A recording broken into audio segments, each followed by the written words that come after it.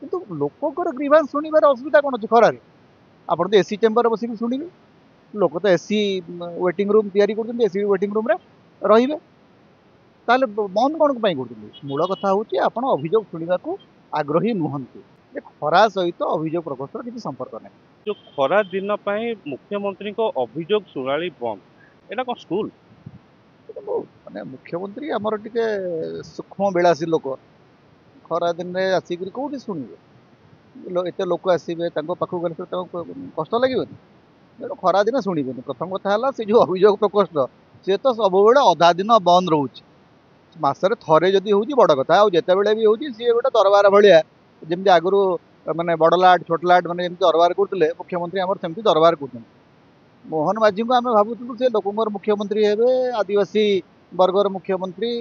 ତେଣୁ ସାଧାରଣ ଜନତାର ଭଳିଆ ଜୀବନ ଯିବେ, ସାଧାରଣ ଜନତାଙ୍କର ଭଳିଆ କଥାବାର୍ତ୍ତା କରିବେ। କିନ୍ତୁ କ୍ରମଶଃ ଦେଖାଗଲାଣି ଯେ ମୁଖ୍ୟମନ୍ତ୍ରୀ ମୋହନ ମାଝୀ ସିଏ ବର୍ତ୍ତମାନ ବହୁତ ବଡ଼, ସିଏ ରାଜାଧିରାଜ ଭଳିଆ ମାନେ ତାଙ୍କର ଜୀବନଶୈଳୀ ଆମେ ଦେଖିବାକୁ ପାଉଛୁ। ମାନେ ଆଜିକାଲି ପୁରୀକୁ ଗଲେ ହେଲିକପ୍ଟରରେ ଯାଉଛନ୍ତି ବୋଲିକିରି ମଧ୍ୟ ଖବର ମିଳିଲାଣି। ପ୍ରାଇଭେଟ ଜେଟ୍ ସବୁଠିକି ଦରକାର। ବଡ଼ ବଡ଼ ସୁଟ୍ରେ, ପ୍ରେସିଡେନ୍ସିଆଲ ସୁଟ୍ରେ କ'ଣ ରହୁଛନ୍ତି ବୋଲି ଶୁଣୁଛୁ ଆମେ। ଜାଣିନୁ ଆଜ୍ଞା, ଆମେ ତ କହିପାରିବୁନି ମାନେ ବଡ଼ ବଡ଼ ଲୋକଙ୍କର କଥା। ତେଣୁ ଯୋଉ କଥାଟି ସେ କରୁଛନ୍ତି, କିନ୍ତୁ ଲୋକଙ୍କର ଗ୍ରିଭାନ୍ସ ଶୁଣିବାରେ ଅସୁବିଧା କ'ଣ ଅଛି ଖରାରେ? ଆପଣ ତ ଏସି ଚେମ୍ବରରେ ବସିକି ଶୁଣିବେ। ଲୋକ ତ ଏସି ୱେଟିଂ ରୁମ୍ ତିଆରି କରୁଛନ୍ତି, ଏସି ୱେଟିଂ ରୁମ୍ରେ ରହିବେ। ତାହେଲେ ବନ୍ଦ କ'ଣ ପାଇଁ କରୁଛନ୍ତି? ମୂଳ କଥା ହେଉଛି ଆପଣ ଅଭିଯୋଗ ଶୁଣିବାକୁ ଆଗ୍ରହୀ ନୁହନ୍ତି।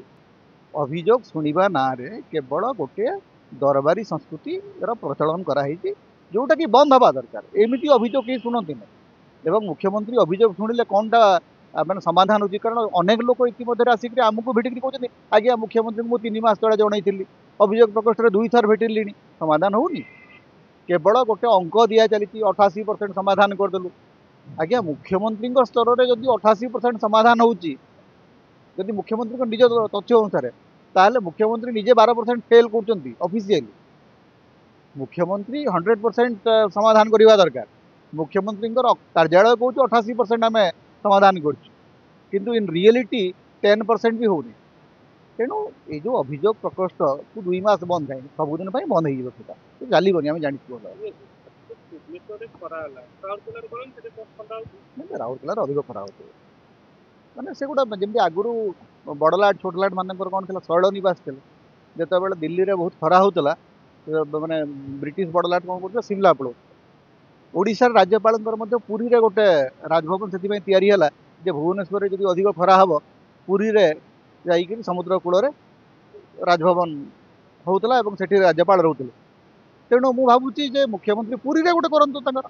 ତ ଯଦି ଯୋଉଠି କମ୍ ଥଣ୍ଡା ହେଉଥିବ, କୋରାପୁଟରେ କରନ୍ତୁ।